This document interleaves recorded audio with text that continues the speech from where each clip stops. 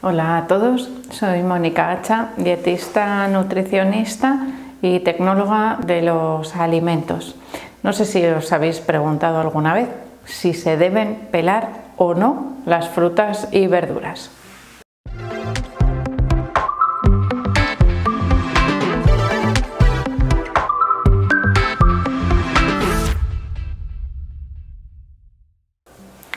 Cuando hablamos del consumo de frutas y verduras, una de las preguntas que más veces me hacéis es cómo se lavan, si hay que pelarlas y si, es conveniente a veces comerlas con piel o a veces no. Bueno, todo depende del tipo de fruta o del tipo de verdura del que estemos hablando. Hay muchas que es imposible pelarlas y por lo tanto nos lo tenemos que comer, no es que nos las tengamos que comer con piel, es que a veces no tienen piel. Por ejemplo, unas fresas no tienen piel, lo único que tendrían es el rabito, que es la parte que quitaríamos, donde están esas hojas, y el resto, pues evidentemente, muy buena limpieza. Hay otras veces que las frutas o las verduras pueden ser difíciles de pelar. Por ejemplo, en el caso de los tomates lisitos, redonditos, pueden resultar relativamente fáciles de pelar, pero y un tomate RAF o un tomate de esos que están súper arrugados, pues igual es imposible porque perdemos más tomate que lo que ganamos pelándolo. Realmente, ¿qué ganamos a veces al pelar esas frutas y verduras? En el caso, por ejemplo, del tomate, perderíamos nutricionalmente, porque en la piel se concentra no solo la fibra, sino también parte del licopeno que contiene el tomate, en el resto también, porque es lo que le da ese color rojo, pero ahí concentraría también una mayor cantidad. Por lo tanto, podríamos decir, vale, pues nutricionalmente es una pérdida, sí, pero a la hora de comerlo, palatablemente, organolépticamente, es más fino el tomate pelado que sin pelar. Entonces, dependiendo del tipo de preparación que vayamos a elaborar, nos puede convenir o no. Y esto sería aplicable también a otro tipo de frutas y de verduras. Evidentemente hay casos en los que la piel es, imprescindible quitarla, como por ejemplo en el caso del plátano o de la naranja, que no nos la vamos a comer. En el caso del plátano, esa piel, pues está protegiendo al plátano y que yo sepa, como tal, la piel no tiene utilidad comestible. Algunas otras utilidades por ahí se empiezan a encontrar, que ya hablaremos de ese tipo de cosas también para evitar el desperdicio, ¿no? ¿Qué usos le podemos dar, por ejemplo, a las pieles de las frutas? Con algunas frutas ya os he enseñado a preparar también infusiones que quedan riquísimas. Bueno, en el caso de la naranja, muchas veces se utiliza también la piel para otro tipo de elaboraciones. Ojo, porque en el caso de la naranja es muy evidente y en otras frutas también lo podría ser. Fijaros en las etiquetas si las naranjas no son a granel, y si son a granel tendría que haber una etiqueta grande en la caja, porque muchas veces la piel, el recubrimiento, sea piel naranja que brilla tanto, es porque lleva ceras o algún tipo de conservante para evitar el ataque de los bichitos también cuando se conservan esas naranjas, y puede resultar perjudicial su consumo si no se limpian bien. Y en algunas ocasiones os puedo decir que es casi imposible eliminar esas ceras de la superficie y por lo tanto casi mejor que no tomemos esas pieles si no las podemos eliminar. Vamos a otras frutas, por ejemplo, las manzanas. ¿La pelo o no la pelo? Y aquí tenemos muchas cosas que nos pueden influir. Cuando, no sé si conocéis, pero a nivel internacional, todos los años, o casi, de vez en cuando se suelen hacer unos listados de los alimentos más sucios, le llaman en inglés, y los limpios. Los más sucios son aquellos vegetales que acumulan una mayor cantidad de pesticidas o de sustancias en su superficie, por las que en algunas ocasiones estas sociedades que hacen estos listados desaconsejan su consumo, o al menos recomiendan que se laven a conciencia. Las fresas serían uno de esos alimentos que forman parte muy frecuentemente de estos listados de alimentos sucios, y las manzanas también estarían entre ellas. Las manzanas tenemos la posibilidad de pelarlas. Pues vale, si yo quiero evitar ese consumo de pesticidas o de sustancias que se encuentren en la superficie, las pelo. Pero ojo, que a la hora de pelar, y esto es aplicable también a otras frutas, ahora veréis, es importante que primero la lave. ¿Por qué?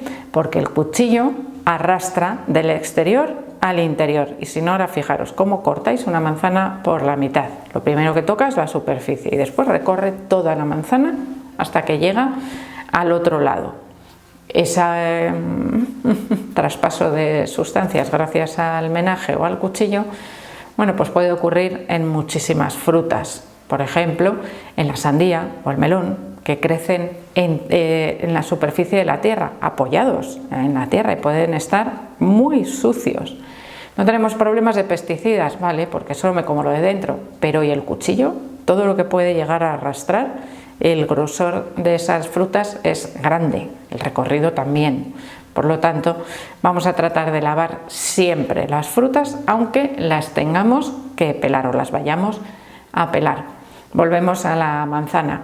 ¿Qué es mejor? Que me la coma, o me olvido de pesticidas, me olvido de todo ese tipo de cosas, o de ceras que pueda tener en la superficie. Cuanto más brille la manzana, más posibilidad de que tenga algún tipo de cera recubriendo su superficie. Bueno, me olvido de eso. He cogido la manzana del árbol que tengo en el jardín de mi casa. ¿Qué hago? ¿La pelo o no la pelo? Primero la lavo, aunque yo no le eche nada, pero la lavo porque, bueno, el aire también tiene porquerías. Así que mejor primero lavarla y después, depende.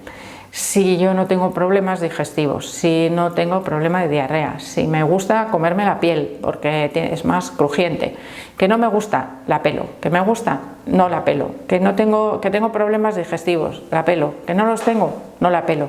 Es decir, al gusto del consumidor.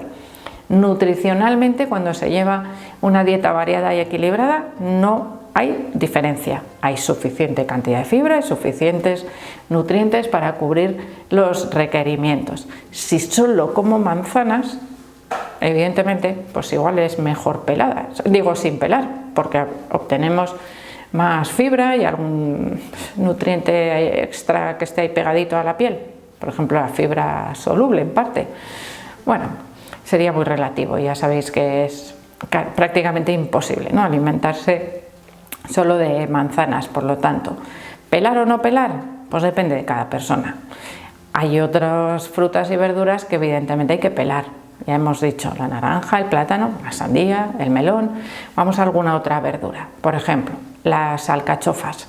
No, pues yo no pelo las alcachofas para cocinarlas, ¿vale? Se pueden cocinar enteras, al horno, a la brasa, hervidas, pero cuando te las vayas a comer seguro que las pelas, o al menos desechas gran parte de las hojas exteriores, principalmente porque no hay quien se las coma, de la cantidad de fibra que tienen. Como mucho esa parte blanquita, chuparla un poquito, eso que está más hacia adentro y que, bueno, coge parte más blandita, pero el resto de la hoja hay que desecharlo porque no tiene nada que sea comestible. Es como si me como, pues eso, lo que os digo, la cáscara del plátano a mordiscos.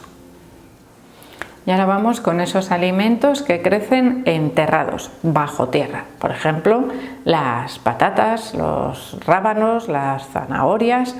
¿Qué tenemos que hacer con ellos? ¿Los pelamos o no los pelamos? Ante la duda, yo suelo recomendar pelarlos, porque muchas veces, si os fijáis, no solo es la suciedad que se acumula en la superficie, que la podemos limpiar frotando, por ejemplo, con un cepillito o con un trapo húmedo, pero a veces, imaginaros, pues la azada que se usa para extraerlas, o la pala, o las herramientas, hacen cortes en la superficie, están dañadas, y esa porquería entra también en parte, no va a recorrer toda la patata, pero sí un trozo, y claro, luego eso cuando está cocinado ya no lo identifico tan fácil. Bueno, pues me puedo estar comiendo trozos que realmente pues ni me resultan nutritivos y igual me dan un poco malestar, ¿no?, a la hora de consumir los alimentos. Las zanahorias suelen ser, si son jóvenes, más lisitas, más fáciles de limpiar, la piel igual es más finita, es decir, todo es un poco relativo, como os he dicho, pero sí es importante tener en cuenta que la limpieza de todos estos alimentos que crecen enterrados, especialmente si se van a consumir con piel, tiene que ser exquisita. Los tenemos que limpiar fenomenal, aunque los posibles microorganismos, por ejemplo en el caso de las patatas, que residan en la piel, se van a morir por acción de la temperatura y del tiempo que necesitan para su cocción, pero la porquería no se muere y sigue ahí. Entonces al final eso puede ser un poco cochinada, ¿no?, a la hora de comérselas si no están bien limpias. Así que siempre buena limpieza. Y en el caso de zanahorias y rabanitos, por ejemplo, pues se suelen consumir crudos, por lo tanto todavía más importante la limpieza del exterior si se van a consumir con piel. Si los pelamos, pues lavar y pelar y listo, y evitamos también esa acumulación. Pero claro, no es lo mismo, por ejemplo, comerse un rabanito con esa capita roja que tiene por fuera, que es súper atractiva, que comérselo blanquito, que es como es el interior, que es totalmente diferente, y a veces pues igual nos cuesta identificar, ¿no?, ese rabanito por su aspecto si lo presentamos pelado. Así que ya veis, ante la pregunta ¿es necesario pelar frutas y verduras? Pues depende de si la piel es comestible, depende de lo que queramos eliminar de contaminación, por ejemplo, de la superficie, depende de cómo nos siente digestivamente, la cantidad de fibra que contiene la piel. Lo que no depende nunca es la limpieza, es decir, el lavado previo al consumo de esas frutas, tanto si se comen peladas como si se comen con su piel, en el caso, evidentemente, de que sea posible y que sea comestible. Así que espero que os haya gustado el vídeo, por supuesto que le deis al like, no dejéis de suscribiros al canal y espero seguir viéndoos a todos en los próximos vídeos.